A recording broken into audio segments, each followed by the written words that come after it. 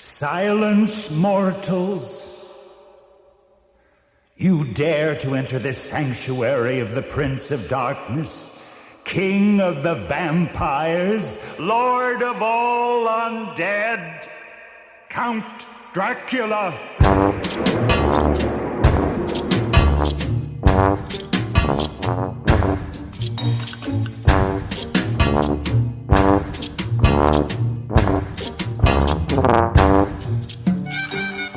Hello and welcome to The Lowdown on the Plus Up, a podcast where we look at everyone's favorite theme park attractions, lands, textures, and novelties. We talk in, over, about, and through our week's topic, and then, with literally no concern for practicality, safety, or economic viability, we come up with ways to make them better.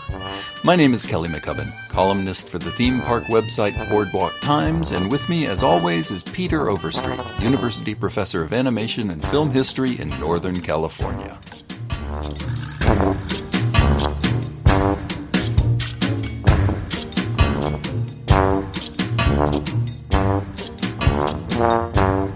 So, Pete. Yeah. What are we talking about today? Today we're going to be talking about the Prince of Darkness himself. I noticed you did that with a little bit of a Transylvanian accent. I was going to do something with a little bit more flourish, but I decided. Then you aborted. I wanted to save it for later, for all of our Hungarian brethren. We're going to talk about the Prince of Darkness himself, Count Dracula. Count Dracula. Yes, indeed. Count Dracula is one of those literary characters that has been adapted to more media than I think any other, apart from maybe Sherlock Holmes.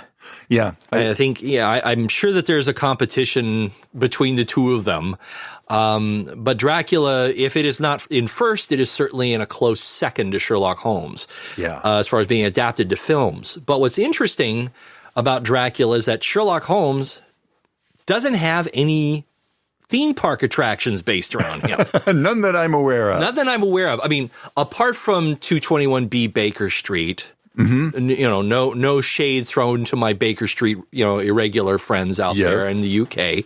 They do a fabulous job with the actual recreation of Sherlock Holmes's lair. Yeah. However, there isn't like a whole theme park based around the guy, and there isn't really an attraction built around him as far as I am aware of. And by the way, listeners, if you are listening and you go, well, I happen to know one, send us an email. We'd love to hear about it. We'd love to learn about this because I'm a massive Sherlock Holmes nerd.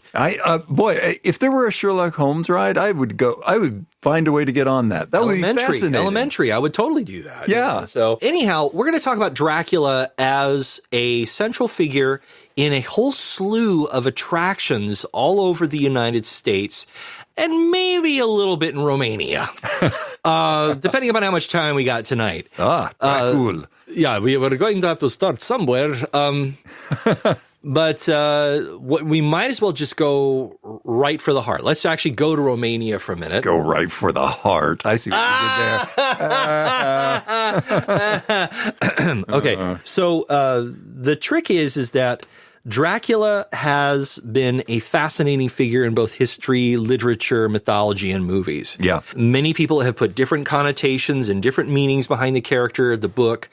Kelly and I have had this conversation numerous times where I'm a big lover of Dracula movies, and yet I'm always disappointed by them because none of them actually seem to get it right for me. Because I've read the book. It was the very first book I ever read that was not a children's book. Yeah. It was the summer of 1982. Mm-hmm. And so that makes you 38 right now, right? Oh God.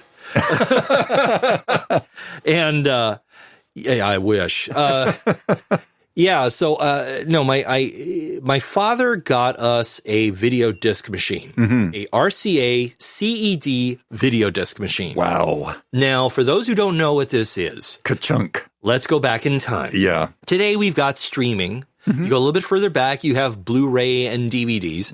You go a little bit further back, you have VHS. You go a little bit further back, you have Betamax. Yeah. And right about the same time that VHS is just starting, you also have laser discs. Yeah. which were actually a much superior but very expensive product to make. Yeah.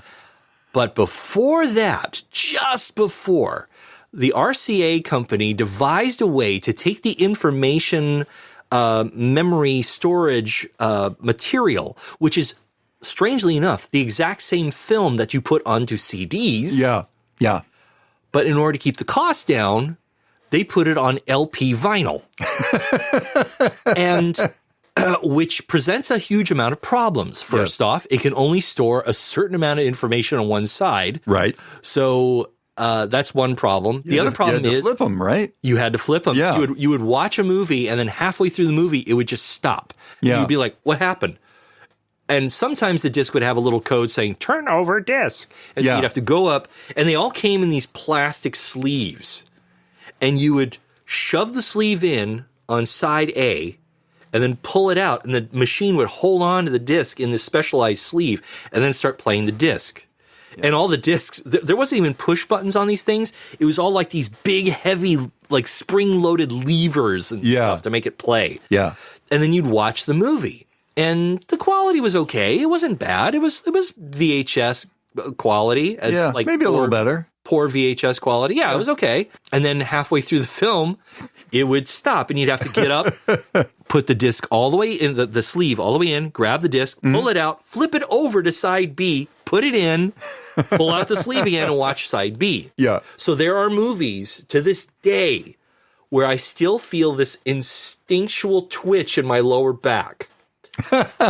Raiders of the Lost Ark, Star Wars, King Kong, Frankenstein, The Godfather, Dark Crystal, The Producers. I owned Murder by Death. We owned all of these movies on CED Laser, but I always go, I got to turn over because I'm almost there. Because I was inevitably the DJ of the CED disc. Like, go turn it over, kid. So it's kind of like those 8 tracks that you listen to as a kid, like where you know where the ka-chunk is coming. Yeah. It's like you're just ready for it, and when it doesn't happen, it seems wrong somehow. Right. So like on the Star Wars CE disc, I know exactly when to flip it over. Yeah. Because it stops right when Grand Moff Tarkin says, Terminator, immediately. Yeah.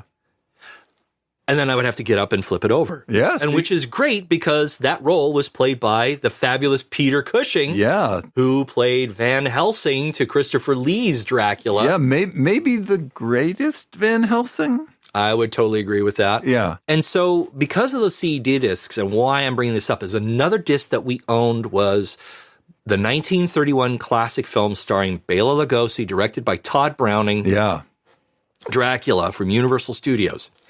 And how we acquired that led to my love of this story. Yeah. It's because these discs were expensive and my parents did not make a lot of money at this time. So my dad made a deal with me. He says, read the book first. Smart dad. And I'm 6 years old. Yeah. Read the book first. Yeah. Okay. So he hands me a paperback edition and here's Dracula. And I said, well, what if I run into a word I don't know? Peter, this is called a dictionary. Oh, well, what if I read the dictionary and I still don't know what it is? Peter, you see these things up here? This is called the Encyclopedia Britannica. Yep. And so I had to read Dracula, and I was not allowed to ask my parents any questions about the book until I finished it. Yeah. And I had to do a book report. Oh, brilliant. So this was like brilliant. I finished it in about 2 weeks. Yeah. Right, because it was like serious summer, and we had a room in the front of our house with all of our LPs. So I listened to creepy classical music, lots of toccata and fugue, and lots of Mussorgsky, and I was listening to a lot of while I'm reading Dracula. And if I Ingalls Cave over and over again. Oh yeah, and a lot of Wendy Carlos. Because we had a copy of The Shining. Yeah. So and also Penderecki. So, right. Gustav Penderecki. So anyway, so I listened to a lot of this and I really got into the book. And if I ran into something I didn't understand, I would go to the dictionary. I don't know what this word means, Oh, okay. Tree panning. What is that? Oh, I know what that is. And I look it up. It's the thing that Yoko stopped John from doing.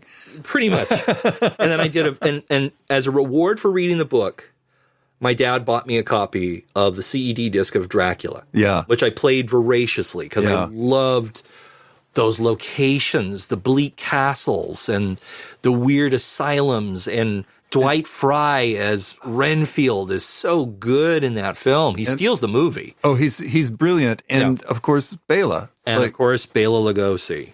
Who's so brilliant in that film. And I defy anyone to, I think that the movie has some issues, and I love Todd Browning, but I think the movie's a little bit stodgy, a little bit slow. Many would agree with you. Yeah. Yeah. But it's beautiful. And Bela Lugosi is irresistible. He is. He is such a good actor. It is kind of a shame that he got stuck doing horror roles after that, because anytime you see him outside of that role, he is also brilliant. Oh, yeah. Like, I just go watch Ninotchka. He steals scenes from Greta Garbo. Oh, yeah. Just masterful. Oh, yeah. He's very, very good. Yeah. I kind of want to do a little side thing here because we're talking about the movie and we're talking about this character. And I hope you don't object to this, Kelly, but I'd like to dedicate this episode to a acquaintance of mine who we were becoming friends. He was a scholar. He wrote many, many books on this very subject. His name was David J. Scull. Yeah.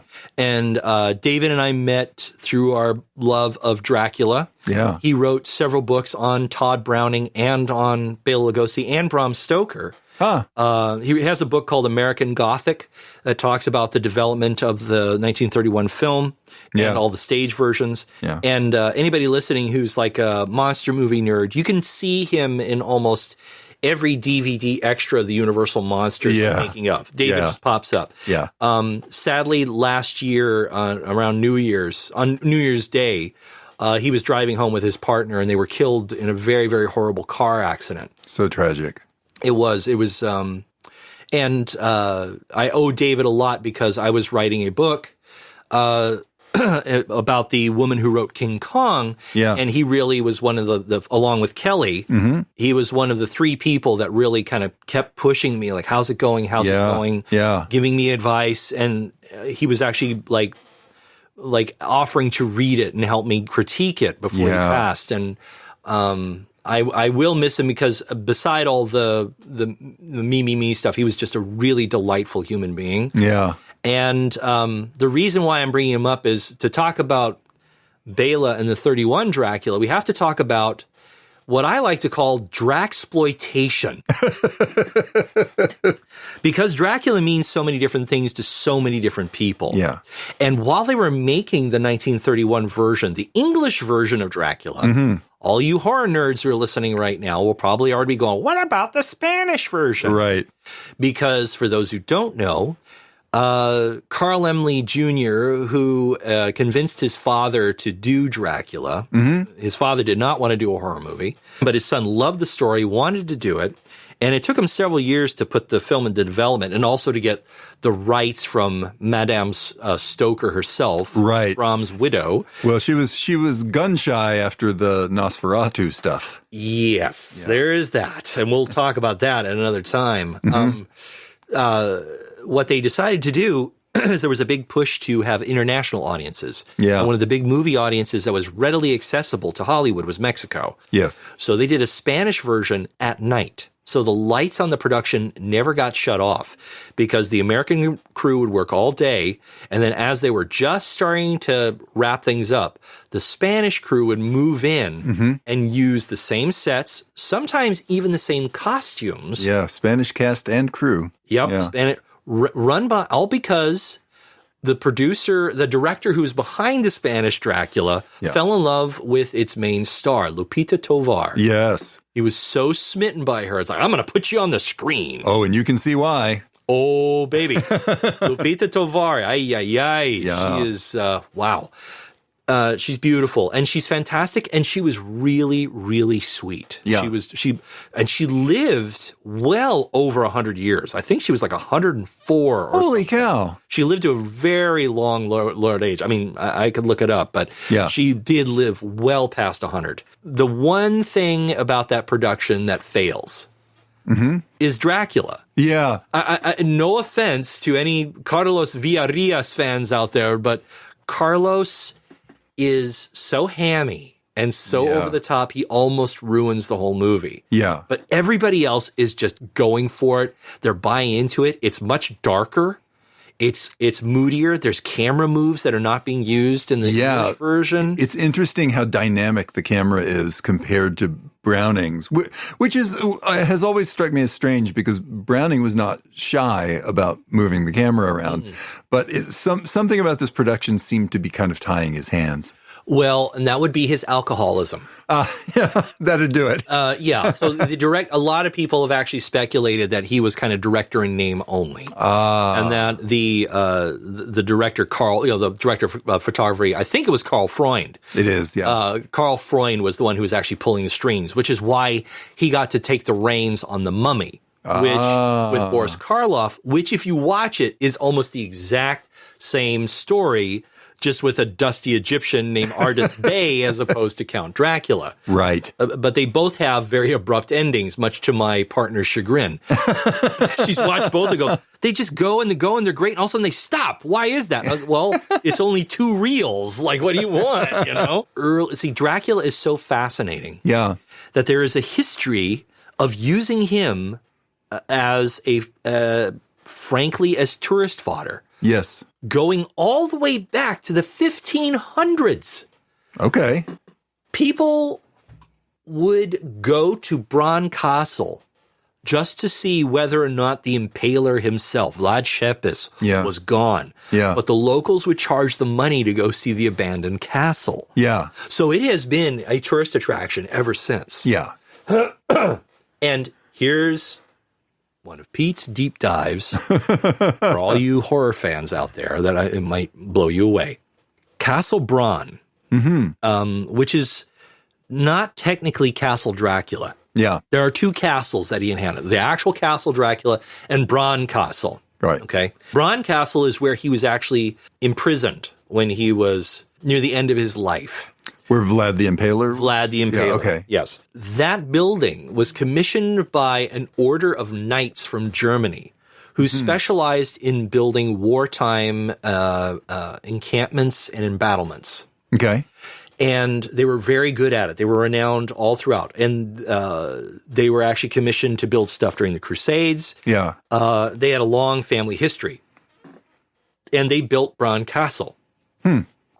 As a matter of fact, one of the patriarchs of the family, who was a contemporary of Vlad Shepis, was probably the person who was responsible for the propaganda against Vlad because Vlad owed him money. Right, because I've heard this. I actually read this very recently. Like, it turns out that the people that were basically ruled over and protected by Vlad the Impaler, their history of him is actually quite favorable. They really love the guy. Yeah, they revere him as a hero. Yeah. So it's almost like the same type of propaganda of like the English saying, well, Napoleon was very short. Right. It's that type of thing, only it's to the extreme. Well, he impaled people, so he must have drank their blood, and he thought he was a vampire and all that. Yeah, well, who wasn't impaling people back then? Well, if I lived back then, I'd probably be impaling people too. Yeah. But the name of this family is Frankenstein. Wait, say that again. The name of the family and the order of knights that built Bran Castle is Frankenstein. Okay, so that, to say the least, is a coincidence. So does Mary Woolsing, and folks, believe me, I'm hearing this for the first time just like you are. So I'm trying to stand in and ask the questions that I hope that you have. So does Mary Wollstonecraft Shelley know this history, or is she just pulling Frankenstein out of thin air? She was inspired by a visit to Castle Frankenstein in Germany. Okay. And the castle was actually being used as a research center for people working on galvanistic experimentation at the time. The fact that I'm getting this from is from a book called In Search of Frankenstein, written by Radu Florescu. Okay. And he goes into some detail about how the Knights Frankenstein were commissioned by Vlad's father to build the castle. They built it, and then the Draculas and the Frankensteins actually started having money issues between each other. And so at one point, call Zandor Vorkov, right? Like at one point, a Dracula probably really did have a fight with a Frankenstein. For real. So but it's just this weird little coinky-dink that these two families met. But apparently the Frankenstein family was actually part of the propaganda arm against Vlad the Impaler to paint him as a vampire. This is the story you have waited your entire life to tell, isn't it, Pete? I love doing that. So I do teach a college course on the history of horror, and I love watching the eyeballs of all my students pop when they hear that. And you know who didn't hear about that?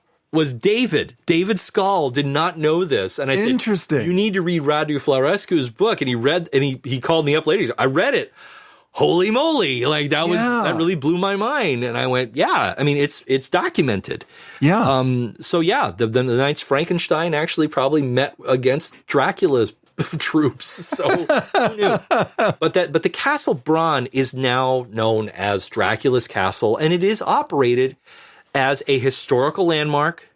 And a tourist trap. And a tourist trap. Because the minute you walk up, there's a dude dressed in a Dracula's cape. As everybody knows by watching Beetlejuice. So, but still, my grandparents went there when I was very young. Yeah. And, another little story from my childhood. And this magazine is going to keep coming up. Yeah. There was a magazine that started in the 50s, and it lasted.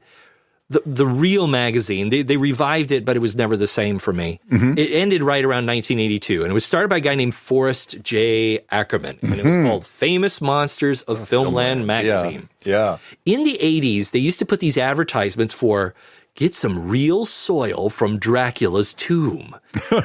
And it looked like a gold chain with a little golden coffin that had these, and it was hollow on the inside, except for these two little pieces of glass with a little bit of dirt in it. And it was supposed to be real dirt from the basement of Dracula's actual castle in Transylvania. Yeah. And in 1970s money, it was $20.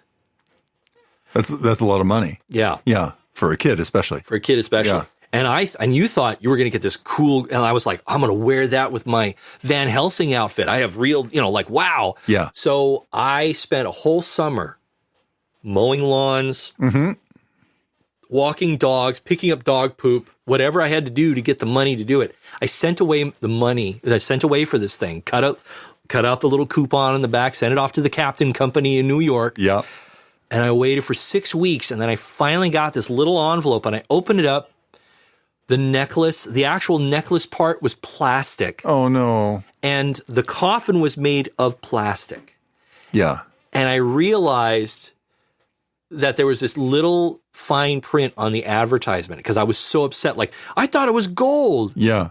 And it's like, no, it actually says it is a plastic thing, but it's rendered to look like, because it's a illustration, it's not a photograph. Yeah. But it's rendered to look like this shiny gold object. But it's like, oh no, it's just the way it's lit. It's like, oh, you cheap. Well, apparently a lot of people got cheesed by that. Yeah. A lot of kids remember that. For a lot of you monster kids, some of you might be listening now going, I remember that. I have that too. Yeah. It was cheap. So my grandparents felt for me. Yeah. So they went to Romania and they brought back a rock. Oh. From the room where Vlad the Impaler was imprisoned. Oh. And I still have it. It's up on my wall. I have a actual stone from Castle Dracula on my wall. That's amazing. So and that's because I got ripped off by the Captain Company because my grandparents were awesome. But I have a love for this. But Dracula's Castle is a tourist attraction. Yeah. But it's mostly just a historical attraction. You're not going to, except for near Halloween or Walpurgisnacht, where they let you sleep in coffins in the Grand Hall. Yeah. But other than that. Yeah. And I know that it was sort of post the Lugosi film. Yes. That the people in that particular area of Eastern Europe said, hey, we might have something we could make some money off of here. You get tired of hearing from tourists, like, where's Dracula's castle? Where they go, all right, let's make some bucks. Well, and it's interesting. So, looking at the kind of origins, and I swear we'll get to some theme park stuff soon, but looking at the origins of Dracula as a book, as Bram Stoker's book, some of the origin is clearly Vlad the Impaler. He would have known this historical character, though Stoker never in his entire life went to Eastern Europe. No. He was well traveled, but he didn't go to Eastern Europe, so it's all hearsay. Some of the origin is just basically the penny dreadfuls that are floating around England. Barney the Vampire. Barney the Vampire, yeah. And some of it may be a little bit the person that Bram Stoker worked for. Ah, yes. And who might that be, Kelly? That would be the most famous actor in England, Henry Irving. Ah, yes. So Stoker, he's an interesting guy. He's Irish. He is he's doing a lot of jobs, but at this point, he's stage managing for the Lyceum Theater. He is it is sometimes described as manager of, and it is sometimes described as assistant to Sir Henry Irving.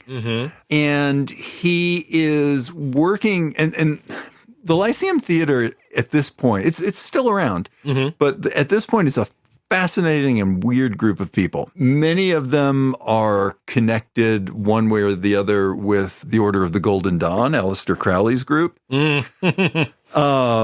Which you say that and people hear it and go, oh, were they evil? No, it was just, it was like any kind of weirdo occult group that is fashionable at the time. That's what they were doing. Now let's all get drunk and go play ping pong.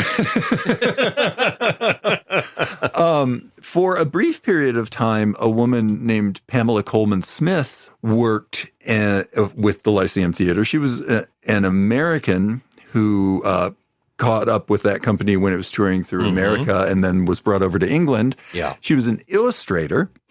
And she is the woman who drew the Rider-Waite tarot deck.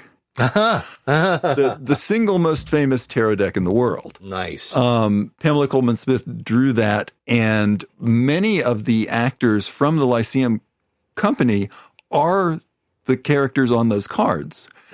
Sir Henry Irving is certainly at least one of them. Stoker might be one, though that's not entirely positive, but he might be. So a really interesting and odd group of people. But Henry Irving had a reputation. Yes. Yes, he did. Irving was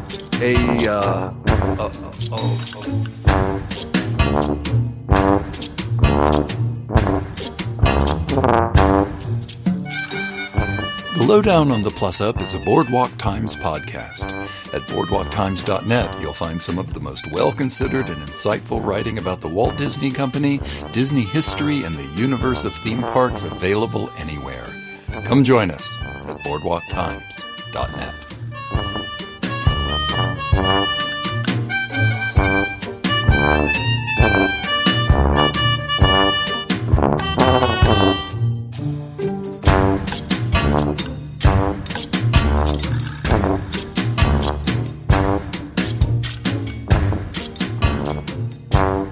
He was arresting. He could hypnotize with his eyes.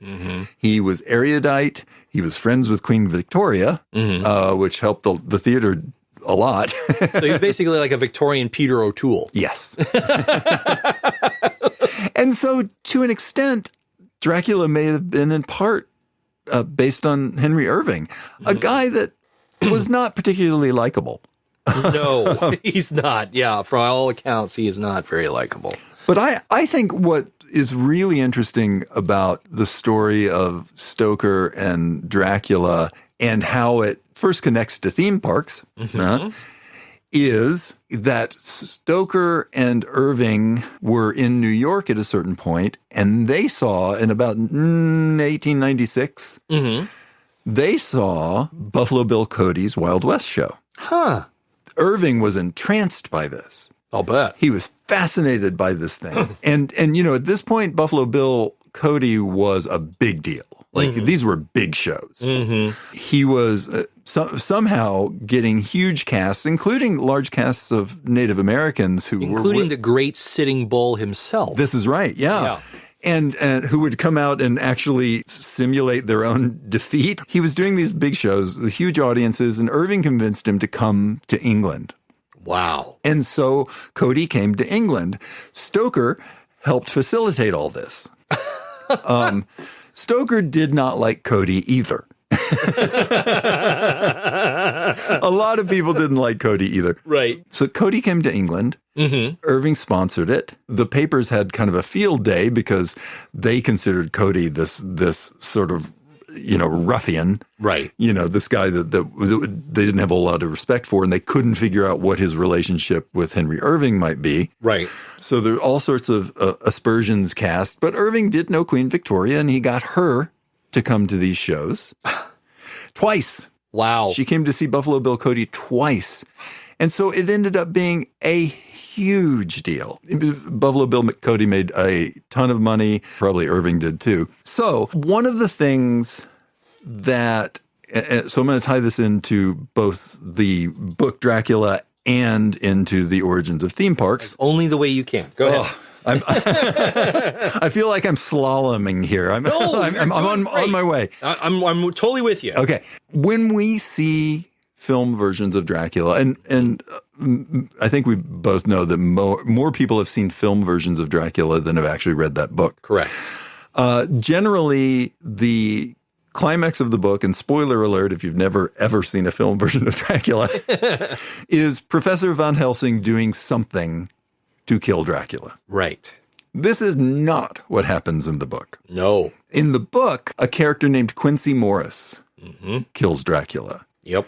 Quincy, with a Bowie knife. With a Bowie knife. Yeah.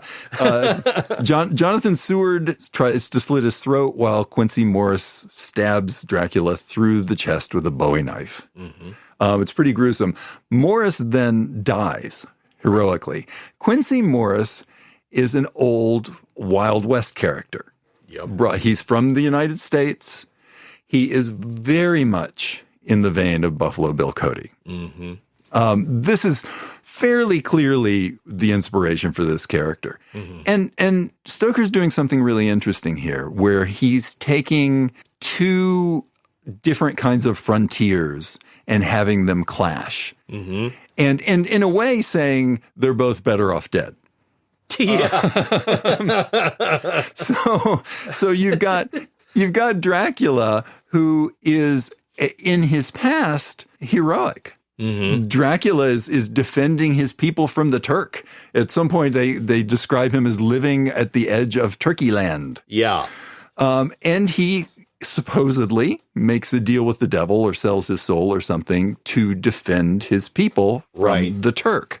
This is a long time ago, and he's done it, and that frontier is no longer a threat, and he's just evolved into the creature that we know him now.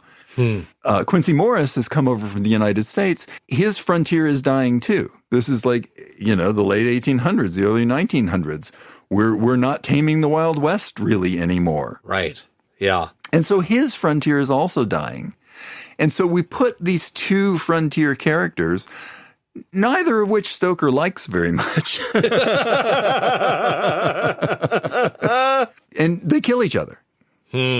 Wow. It's really interesting. And Quincy Morris dies very beautifully in the book. Yeah. Like he lays down just as the sun is setting. Mm-hmm. And just says, it was all worth it to see this. Yeah. I mean, it's a beautiful thing. So how do we tie this into theme parks? In about 1906, Buffalo Bill Cody appears in Missouri. And he meets a very, very young Walt Disney. This is true. Now, this is late in his career. This is like 10 years later. Yeah. Cody is not as big a deal anymore. No. But he's still a legend, but... Yeah. But Walt sees him marching through the center of Marceline, Missouri. Wow. And Cody picks Walt up and puts him on the back of his horse. This is true. This actually happened. Wow. And Walt Disney rides through town on the back of the horse with Buffalo Bill Cody. That's really cool. And later, remembering it, Disney says, I was mighty impressed. What a Walt thing to say. Yeah. So ultimately, we've got this through line of this one character, the character that Stoker brings over from America, this actual person, Buffalo Bill Cody, the character that he becomes in the book who actually kills Dracula, and then the character that inspires Walt Disney. A lot of stuff going on there. We could go into all of these different origins because there's a lot of weird connections with just Dracula alone. I do want to talk really briefly about one fun little factoid. Yes.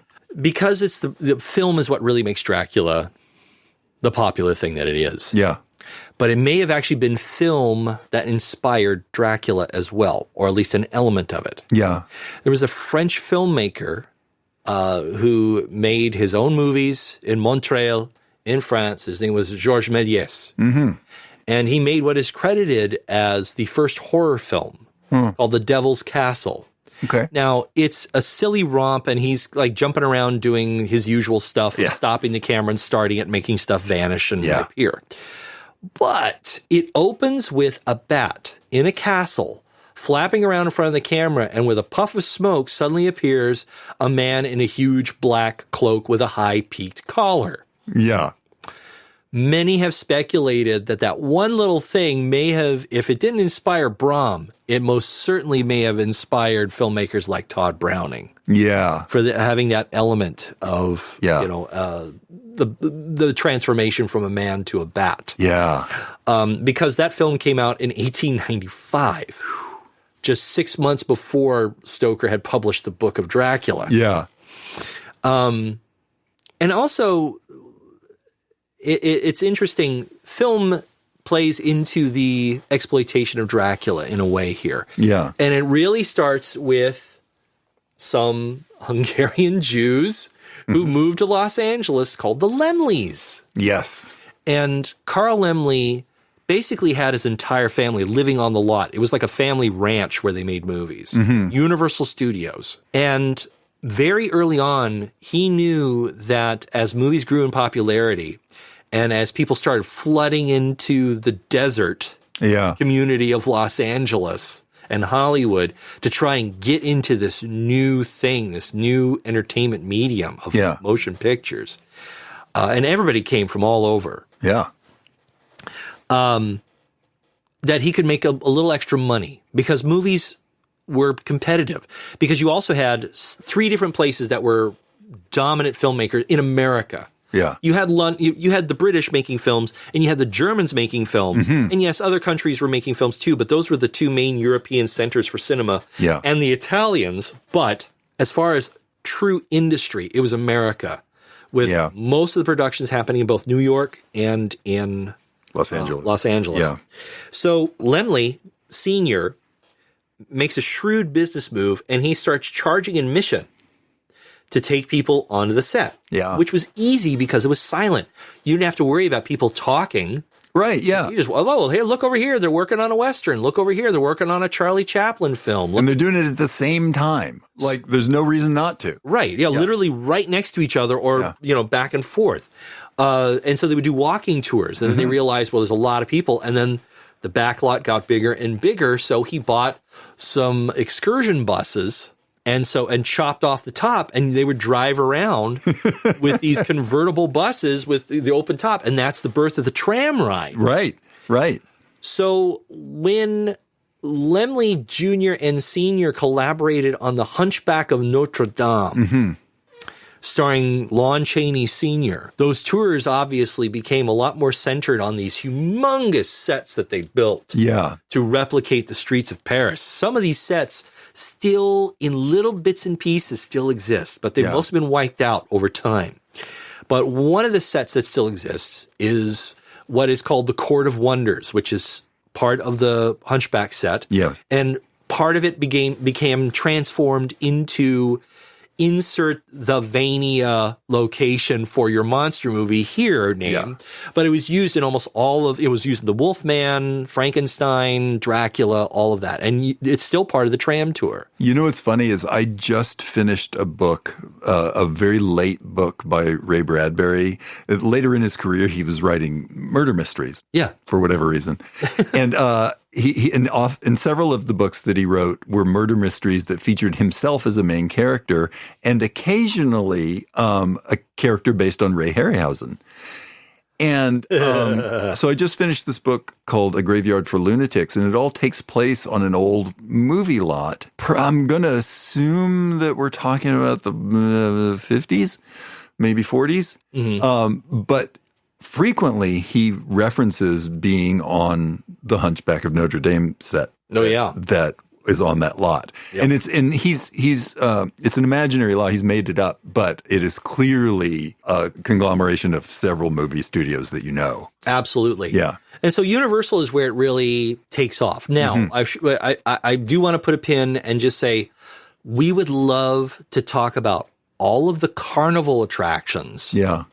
And also we should, while we talk about silent films, the Cinematograph, which was a carnival attraction that was basically a silent movie theater in a big black tent. And they would usually put these elaborate facades in the front, and they would show Georges Méliès movies like Voyage de la Lune and The Castle of the Devil. Right. Voyage de la Lune, which turned into a theme park attraction in Disneyland Paris. Yes, it did. Yeah. Absolutely.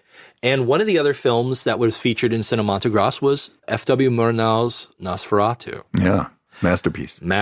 Yeah. Although the widow Stoker didn't like it. But no, she was not crazy about that. No, she fought them and actually won her copyright case litigation against Murnau and Alban Grau, who were a pair of occultists who wanted to make a whole series. I like in an alternate universe, Stoker was, Madame Stoker was actually okay with it. Yeah. And there was all these devil-worshipping silent movies that we would get to see by Murnau and Alban Grau, but we'll never find out. So, Werner Herzog will have to make an alternate reality movie of that. Yeah, and Stoker Bram Stoker was dead by that point. Yes, he was. Yeah. Yes, he was. This notion of having so we love to talk about all the carnival rides in which Dracula is usually some sort of dummy, usually in a Bela Lugosi style cape with the red lining and the fangs in a coffin. Right. Dracula at this point, when you go into the 50s, is already a staple of Halloween fare. Yes. Okay. But the notion of taking people onto the set as an attraction where, I want to see, I've already seen the movie, but I want to see more of this. Yeah. So they're exploiting Dracula as one of the sales pitches because they would actually start dressing somebody up as Lugosi to walk around. And you'd get your photo op with them or you'd sit in a coffin. Yeah. So along comes the 1960s. Yeah. And with the birth of color television and black and white television, there's this push to come up with new, catchy, edgy types of television that will appeal to younger viewers. Mm-hmm. And thanks to our friend Forrest J. Ackerman and his magazine, Famous Monsters, and also Boris Bobby Pickett and his song, The Monster Mash, the birth of the Monster Kid era is in full force at this point. Yeah. And rather than doing yet another Daddy Knows Best, Leave It to Beaver style, Ozzie and Harriet style sitcom, producers at Universal Studios came up with an idea to basically take that sitcom formula and mix it with the monster craze. And thus comes the Munsters. The Munsters, yeah. With Herman and Grandpa and Lily and Eddie and and Helen, the works, right? Yeah. Okay. The cool thing is, and my parents have memories of this, going to Universal Studios. Yeah. You go on the tram tour, and they would be filming the Munsters on the back lot. And people would request, and that was actually part of the map. Go see the Munsters house. On the Universal Studios map. 1313 Mockingbird Lane? 1313 Mockingbird Lane, absolutely. And you would go on and sometimes the actors would be outside. So Al Lewis would be outside smoking a cigar out there with Fred Gwynn, and they're doing burlesque shtick outside. And Fred is like half naked because he would be wearing so much foam padding that he'd be losing so much weight from all the sweat as Herman. Yeah. But they would be out and they would sign autographs and take pictures with fans on the tram tour.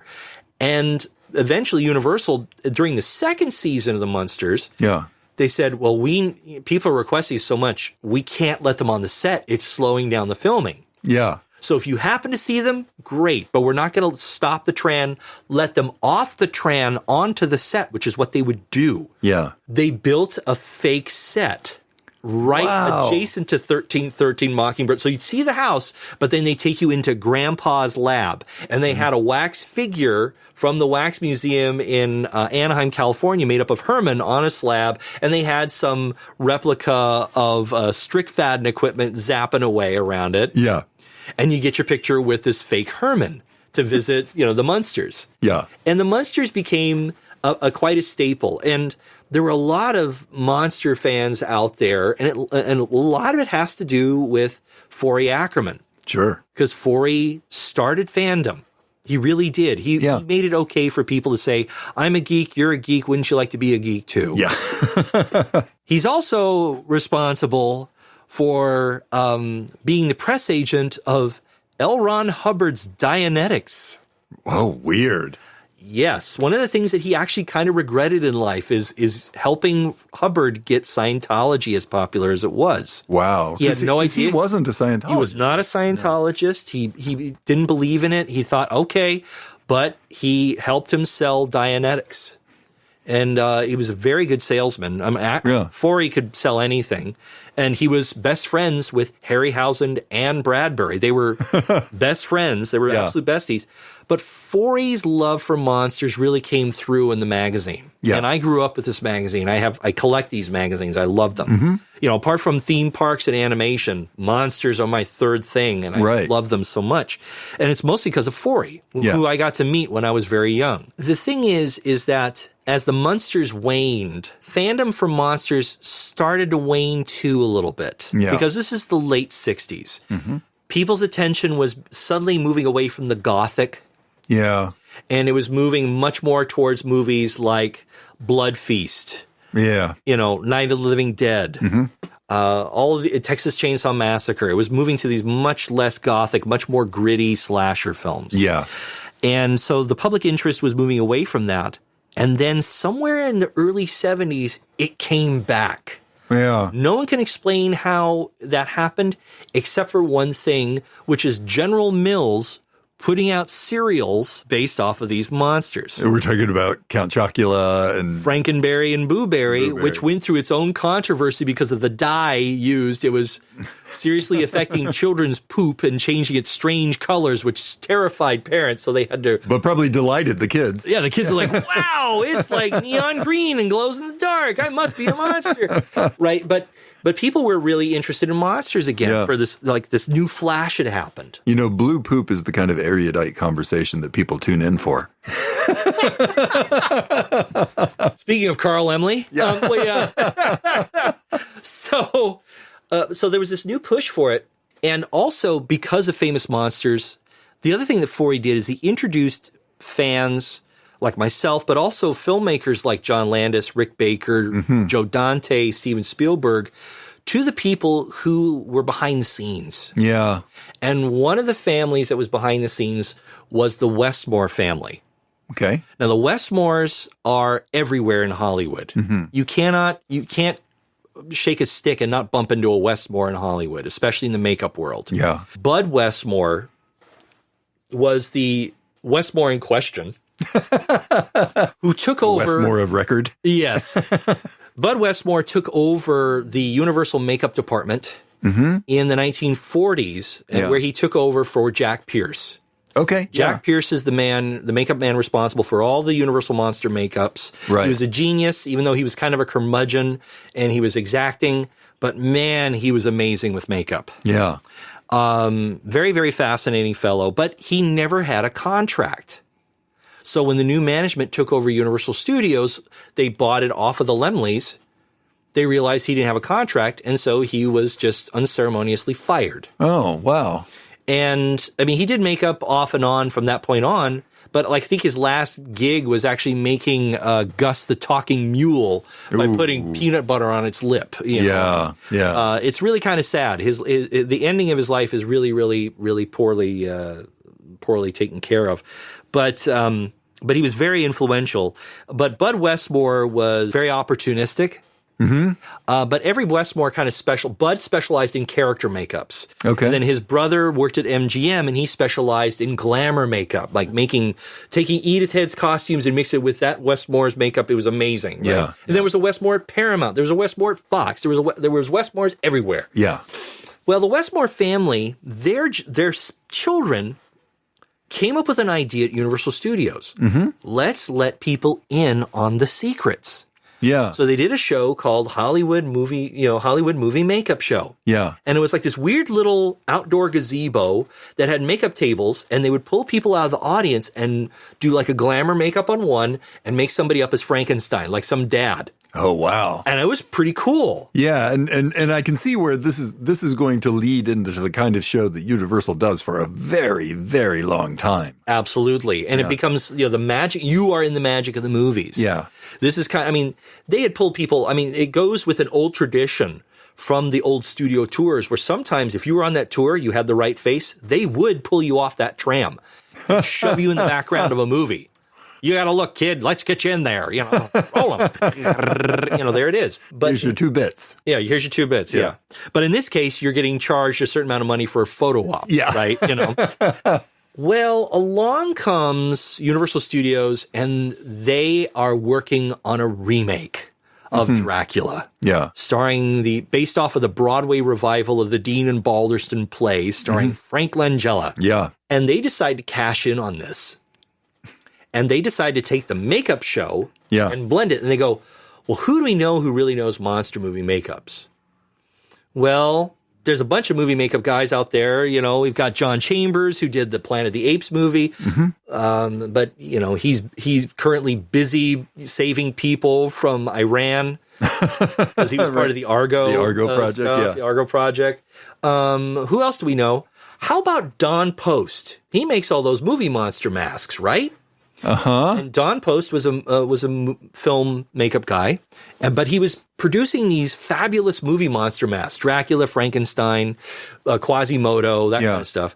And they would sell them on the back of Famous Monsters of Filmland magazine. Yeah, but they were not like the cheap masks. These were high quality Hollywood masks that in the 60s were going for $30 a pop. Wow. Frustrating every baby boomer monster kid you could think of. So they were like, well, we could just get a bunch of movie monster masks. We'll have the monsters.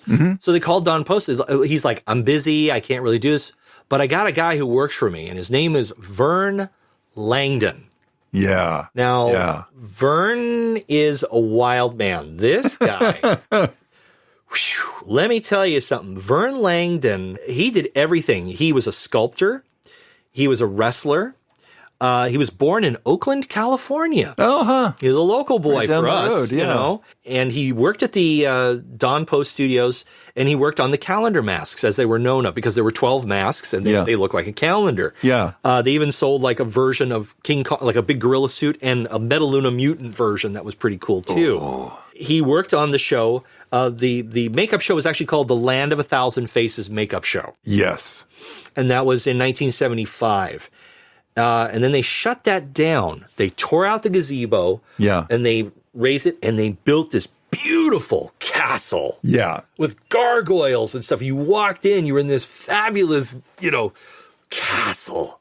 And out would come Dracula, and out would come Renfield, and people would get pulled out of the audience, and they would be turned into monsters. I loved this thing so much. And Vern was one of the designers of the show. He even did the music. He played the organ. He actually released a whole bunch of record albums like Vampire at the Harpsichord and Eric at the Phantom at the organ. And he's also known for creating the theme song for the Carnival of Souls.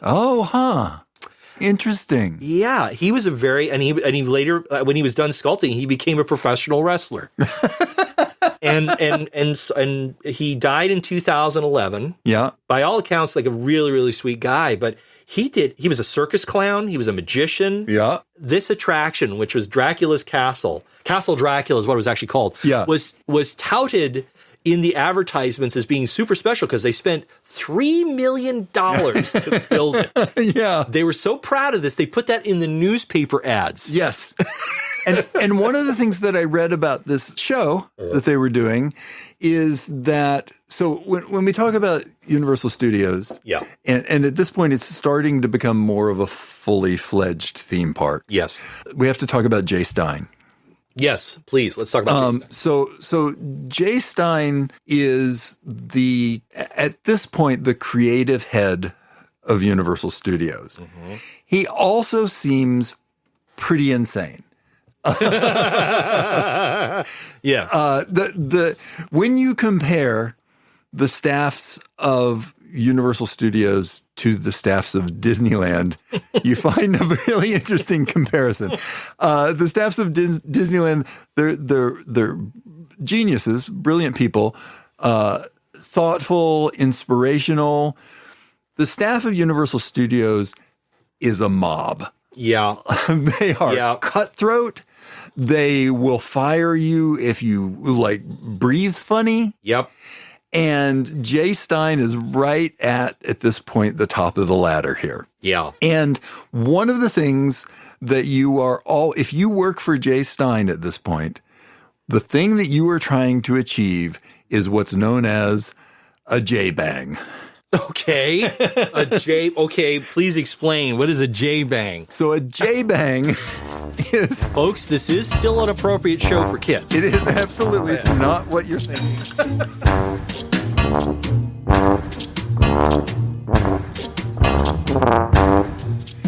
Thanks for listening to part 1 of our Dracula and the Theme Parks episode.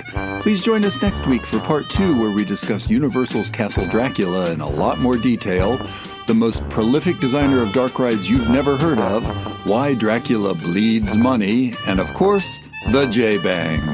See you real soon.